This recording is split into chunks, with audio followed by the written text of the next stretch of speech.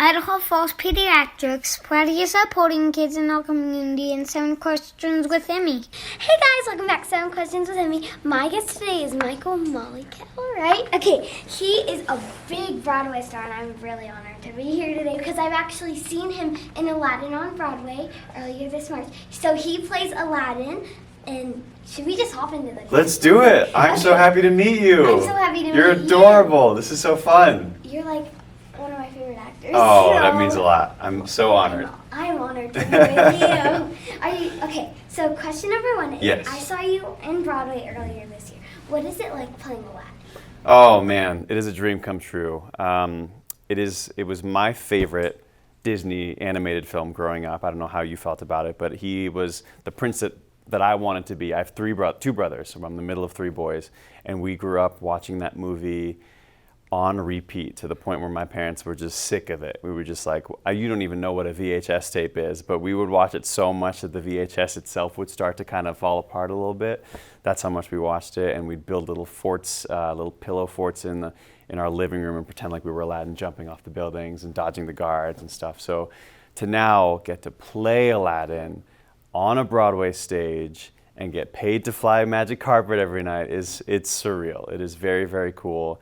And it's cool to get to, sing these songs that have meant a lot to me over the years. And I mean, like, who wouldn't want to play a Disney prince at some point, a prince or princess in their lives? And it's, I feel really, really lucky. Are your brothers jealous of you? They might be a little bit. I bet they wouldn't admit it, but I'm going to say, yeah. The question number 2 is: what is the most embarrassing moment that you've had on stage? Ooh, good question. Okay, there have been a couple. So, every now and then you might trip on something. I wear this big long cape for a part of the show, and sometimes that cape has a mind of its own, and it'll get caught under your boot or something. Thankfully, I haven't hurt myself yet, but I will say that there was, we do a lot of quick changes in the show, and one of them is like this magical moment where Aladdin gets transformed into Prince Ali, right? He wishes for the genie to make him a prince, and the quick change has to happen in about, I think, like 15 seconds maybe, and it happens right on stage, sort of covered up by the dancers. And there was one show where there was a swing. We call them swings, so the people that fill in for the ensemble when one of them is out or sick or whatever it might be. And there was a swing who hadn't quite rehearsed that part very well yet, and he didn't quite get one of my costume pieces on, and so the change just didn't happen. And there's no wiggle room on stage in that time. If it doesn't happen, it doesn't happen, and you finish the show half dressed. And that's what happened in this particular moment. So there was a little bit of a egg on your face moment, but I talked to a couple of the guys that have played Aladdin before me, and it's happened to everyone at least once. So we did it once, and it won't happen again. But you never remember the perfect shows. It's always those ones that something a little quirky happens and kind of like teaches you to be present in the moment and just go with the flow. Yeah, so, improv. Yeah, exactly. Can you tell me how you ended up on Broadway? Oh man, so I grew up in New Jersey, which is not far from New York, and I grew up going to see Broadway shows. Like my first Broadway show I saw when I was in high school, actually, so it was a little bit later. But so you're so lucky that you've gotten to see shows when you're so young. But I knew that was, as soon as I saw my first show, which was The Phantom of the Opera, I knew that was something that I wanted to be a part of, to be able to tell a story and to be able to have all of these people around you, to be able to communicate a story. That feeling felt so magical, and I was like, that would be so cool to get to do that one day. And the nitty-gritty nuts and bolts of getting to Broadway, it's a whole different story. It's a very competitive field. There's so many talented people in the world, and so many of us who are dreaming to get to that point. And it requires a lot of practice, a lot of training. You're in theater right now, I know you said, and voice lessons, dance classes, acting classes, watching as much theater as you can to kind of soak up all the little tricks and of the trade that people have come to do over the years, and add all that into your toolbox. So you have to be prepared. You've got to got all of that, all your skill set ready to go. And then beyond that, it's a matter of opportunity and timing and luck, honestly. And so all of those things sort of fell into place for me. And this was like right sort of at the end of the the really tough part of the pandemic where Broadway was shut down and they were getting ready to reopen Broadway, and Aladdin was one of the first shows to reopen. So they sent out this casting notice, we're looking for a new Aladdin, and you know, we had an audition over Zoom. My first audition was on Zoom, which, as you can imagine, I'm pretending to be on a magic carpet and jumping off buildings on Zoom in my living room. It was kind of nuts, but thankfully, after getting through the first 2 rounds, then I had, I think, 4 more callbacks after that. So dancing and singing, and they pair you up with different Jasmines to see how you guys work together. And then finally got the call from my agent. It's like, are you sitting down? Because you're going to be making your Broadway debut as Aladdin on Broadway. And I mean, I lost it. It was, you know, a dream that I've worked really hard for. And I remember I was in my living room, my wife was there, and we had just gotten a puppy, a new dog. And so I'm on the phone and I just, you know, lose it. I start weeping, and my wife comes over, she's like, what? It's like, is it what we think it is? Like, yeah, it's what you think it is. And we just both just crumple in each other's arms in a pile on the floor. And the dog is just like, I don't know who these people are. They are, I don't know what's going on, but I guess it's good news. So yeah, that's the short story. You mentioned Phantom of the Opera was your first Broadway show. Yeah. It was actually, so the day we were in New York, we had like 1 day left, and we wanted to see Broadway shows. Yes. And we were going to see Phantom of the Opera, but they were sold out, and that's when we decided to come see you in Aladdin. Well, that worked out well for us, did. right? Yeah. Amazing. Yeah, so Phantom of the Opera, I don't know if you know, but it was the longest running Broadway show, right? So that's incredible. They ran for, I think by the end there was like 32 years, which is crazy. It's unheard of for Broadway shows, and I think the reason why you probably couldn't get a ticket is because they announced it was closing and everyone was just dying to see it at the end there. So, well, you got to see a pretty good one, I think, right? Yeah. It was a really good one. Yeah, nice.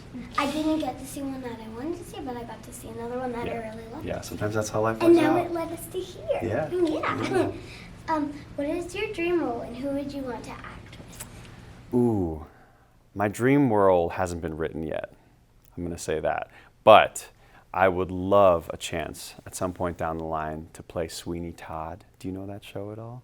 So Stephen Sondheim is one of my favorite musical theater composers, and it's it's like a little dark, a little creepy, Like but the cutting hair thing? yes, he's a barber. Oh, yeah. He's a barber. He's the demon barber of Fleet Street. So it's running on Broadway right now, and one of my personal heroes, Josh Groban, is playing Sweeney Todd right now, and I just wanted to be him growing up. I had all his CDs, I watched all his PBS specials, and so I was a big Josh Groban fan, and I actually got to see him do it on Broadway, which was amazing.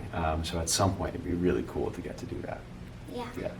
That'd be cool. And you would want to act with him?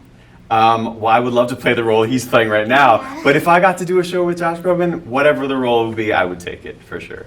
Yeah. Well, if you were in Sweeney Todd maybe when I'm a little bit older, then I'll definitely come watch you. Awesome. Deal. Okay. Have you ever been to Idaho, and what's your favorite way to have a potato? Because Idaho's known for our famous potatoes. Sure, of course. Yeah, the Idaho Potatoes. So I was in a touring choir called the American Boy Choir, and we toured all over the country. So I was just a little bit older than you are now when I did that. So it's been a while since I've been to Idaho, and I gotta be honest, I don't remember it super well. I think it was very cold. I think we came in the wintertime. I'm sure we had some delicious potatoes. I couldn't tell you specifically, but I'd love to come back. What do I need to see? What are your favorite things about Idaho? The falls are really pretty. Okay. A lot of it. We have Yellowstone. Yes. Oh, the national parks, of course. Yeah. Our house is like right next to the mountain, so you can like see them. That's so beautiful. See, I grew up in New Jersey, which is, beautiful in its own way, but has nothing, can't compare to like gorgeous mountains and natural parks. So I think I would have loved to grow up where you are. If you ever want to come, there's a spot reserved for you in our guest room. Oh my gosh, I'm gonna hold you to that. That's really can. generous. Thank you.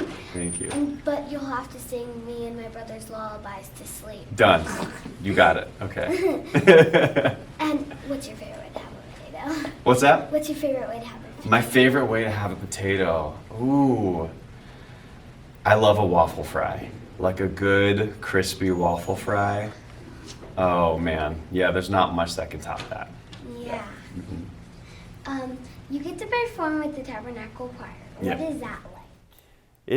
It is the most surreal musical experience I have ever had.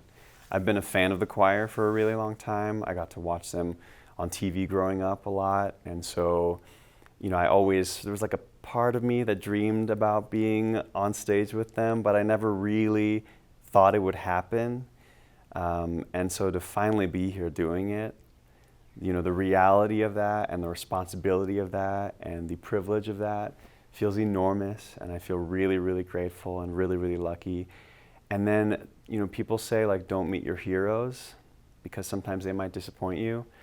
In this case, that does not apply at all, because every single one of them that I've gotten to say hi to has been nothing but so welcoming, so generous, so kind. And I can't say enough about what a great experience it's been. Okay, I have a few bonus questions. Okay, hit me. Okay, what is it like flying a magic carpet every night? It is the coolest. I will say, probably, it's the most iconic moment of our show. I think everyone comes to the show just waiting for that moment, and they put it like halfway through Act 2, so people are just sitting there, okay, is it going to be now? Is it going to be now? Is it going to be now? And finally, when it happens, we have the best seats in the house, Jasmine and I, because we're up on the carpet, elevated. You can see the whole audience, and you can literally hear, when the carpet takes off, you can hear the audience just like, wow. Like, you can literally hear people saying that. Going, wow. Absolutely, you can hear people wiping away their tears and sniffling, and it's so cool because, the thing about being on Broadway and in a long-running show, I've been doing it for almost 2.5 years now. So that's like 700 some performances. So the routine of that can start to take a toll on you. But at that moment with the carpet, you realize that for your audience, it is such a magical thing to watch it happen. And it is beautiful the way that they've done it. Like, you can't see it just truly feels like a magical moment, And I think that really hits you hard. And you're like, this is what we get to do every night. Very, very few people get to do. And so I think it reminds me to be grateful of where I am and to not take any show for granted. Any moment that I get to be on that stage, flying that carpet is very, very special. Yeah. When you first got on it, were you scared, your first time? So it's so funny that you asked that, because I remember, so I had all these auditions, right? I had 8 auditions, and in not one of those auditions did anyone ask me if I was afraid of heights. And so in this role, I'm up on these buildings, I'm jumping, and literally jumping off of buildings. There are these ladders, there's all kinds of, you're up off the stage, the deck we call it, a lot in the show, let alone on the carpet. And so for anyone that is a little bit afraid of heights, I think it'd be a tough role. But thankfully, I don't really get too afraid of heights. And I will say it feels very safe. There's so many eyes on the show to make sure that everything is safe and careful. So no, I don't get nervous. I didn't get scared that first time. I was just blown away. They do a good thing. The first time they put in a new person in that role, they turn all the lights down in the house. So you're just on stage, and you get to just be in that moment they have got a starry night sky in the background, and you get to just experience it like the magical moment that it is. So it was. I think I was less scared than just blown away by how beautiful it is. If I were on it, I'd probably holding on to it, making sure I wouldn't Well, fall. that would be part of the character, right? Jasmine's she's blown away by, who gets to fly on a magic carpet, right? So that would be an appropriate response, I think. Yeah. What do you like about being a dad? Oh man, it is my favorite role to date. As corny as that sounds, it has taught me so much about myself already. And I'll be honest, I'm very fresh at the game. My daughter is 18 months old, so we've got a long ways to go. We're still at the starting gate, it feels like. But it is a truly incredible experience to get to, help shape someone into a human being, really. And we're just getting started at it, but it's made my wife and I feel like a real team, because it's a huge responsibility. It's a lot of work, and we both work full time too. So finding the balance between being present and supportive parents, which is a really important thing to me, and then balancing that with our career and our relationship as husband and wife too. It feels there's a lot to juggle, and it has taught me to take sleep where you can get it, because there's not a lot of it to go around.